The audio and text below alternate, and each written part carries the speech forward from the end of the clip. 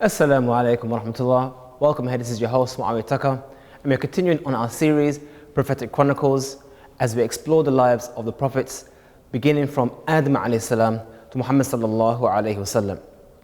And in our journey so far, we've touched upon Adam alayhi salam and his children and the original prophets that were sent to the children of Adam before idolatry entered into their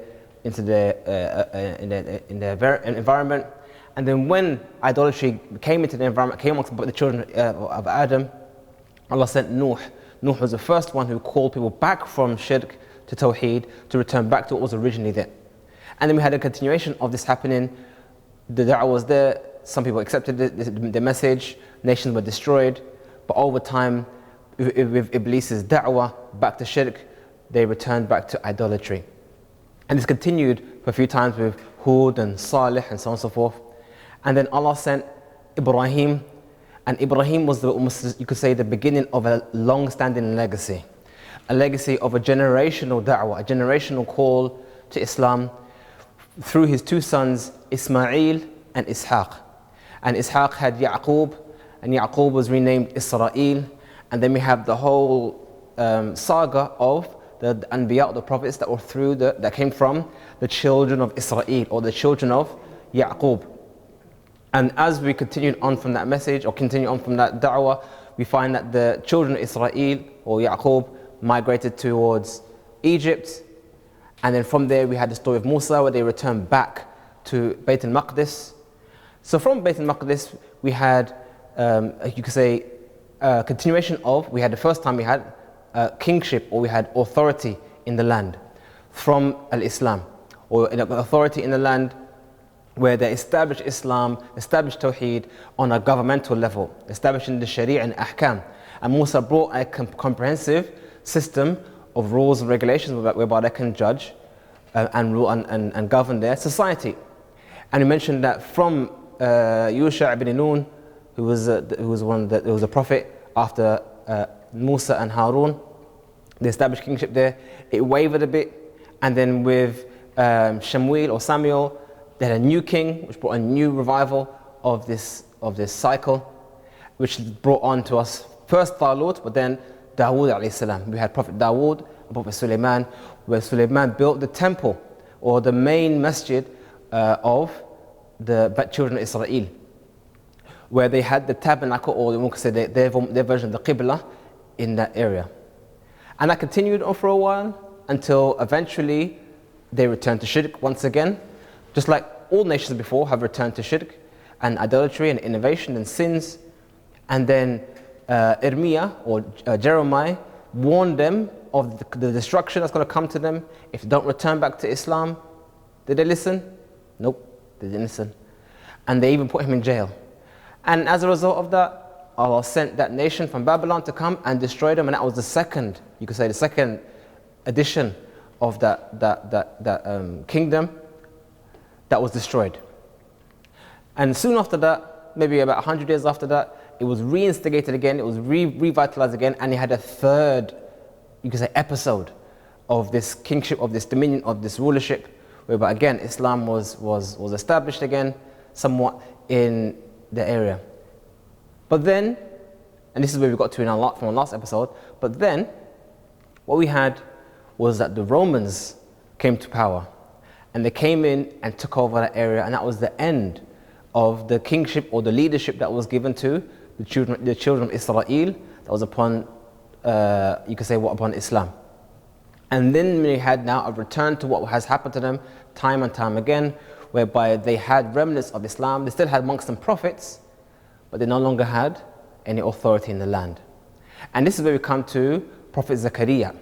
So Zakaria was a prophet, was a Nabi during that time. And he was, as Allah mentioned in the Quran, he was old. He was gone grey. And we've had this story before. We've heard something similar before. Someone who's old, they're married, but they're unable to have children, and he wanted to have a child. So he made dua to Allah to have a child. And when Allah answered his dua and said He's going to give you glad tidings of a child, he was surprised. Now, sometimes when we make dua, we hope that Allah gives us and answers our dua. But then when we actually get the response and the dua is answered, we're surprised. Maybe, who knows the reason why we're surprised? Maybe it's because we didn't expect it to happen, maybe because it's such good news. But nonetheless, Zakaria was surprised. He said, but how? I've become old and my wife she's barren. And he said, don't worry, as was said to previous prophets, this is something easy for Allah, which Zakaria obviously knew.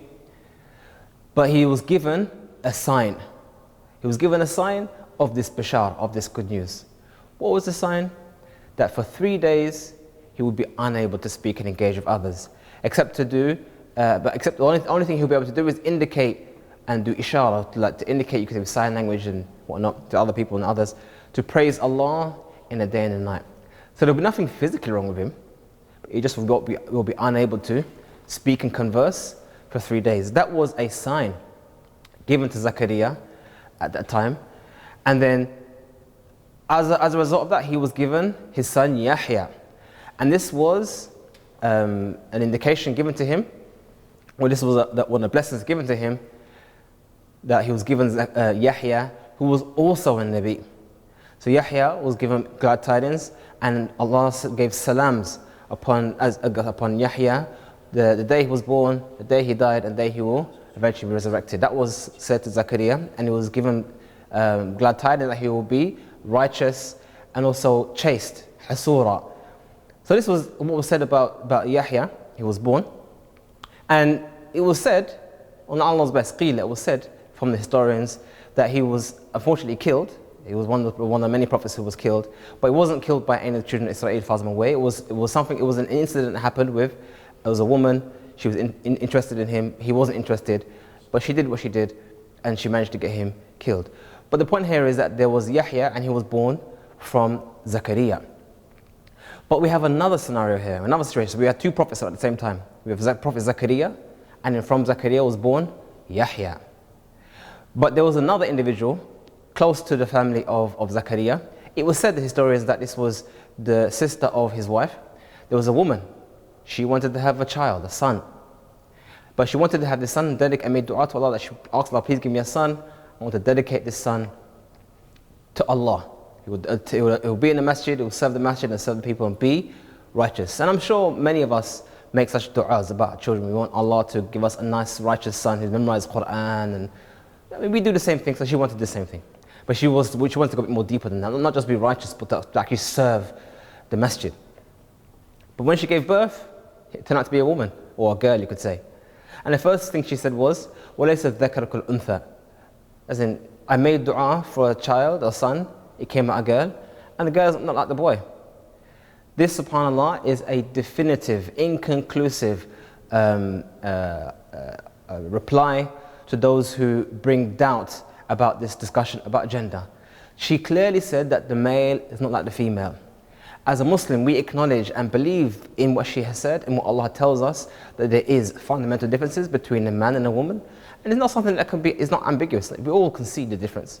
And what she was understood is that there were certain things that she wanted her son to do that her daughter, as she perceived, was unable to do.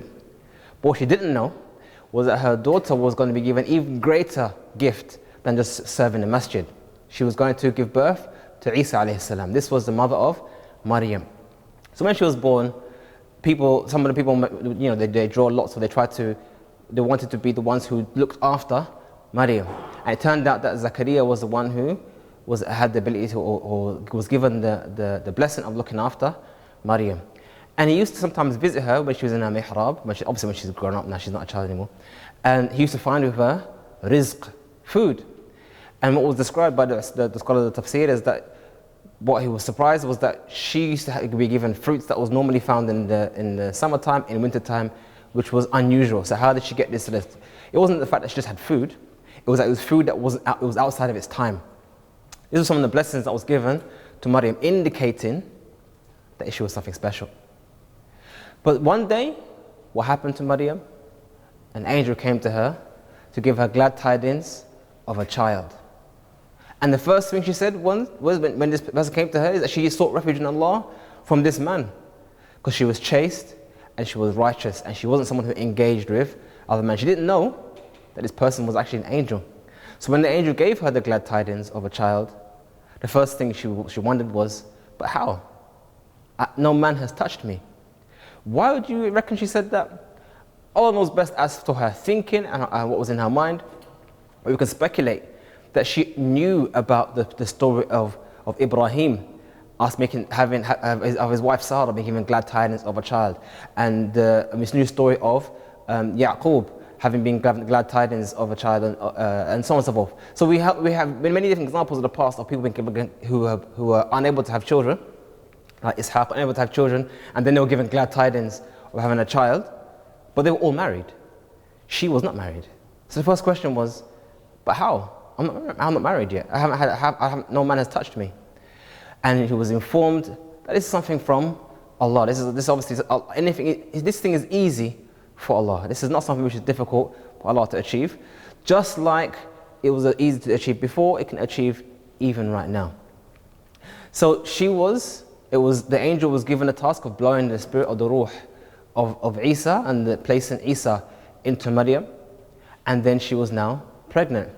Now there's difference of opinion, or different narrations that I have mentioned about how long was she pregnant. Did she go the full 9 months, or was it something instant?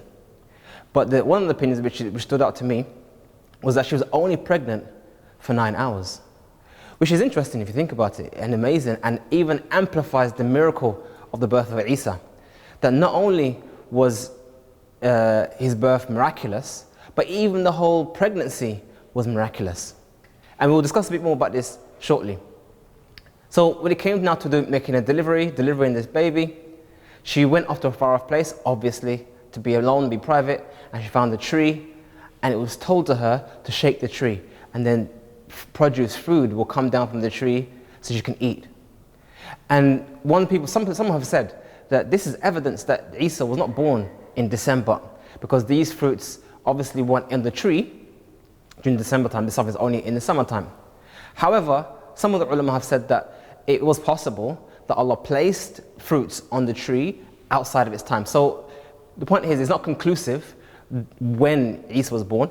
We could say that because the fruits were there, it was a summertime, or at least in that time frame. But one could also make a case that the fruits could have been, as part of a miracle, put on the tree. Wallahu a'lam, because we already saw that she was given food outside of its season.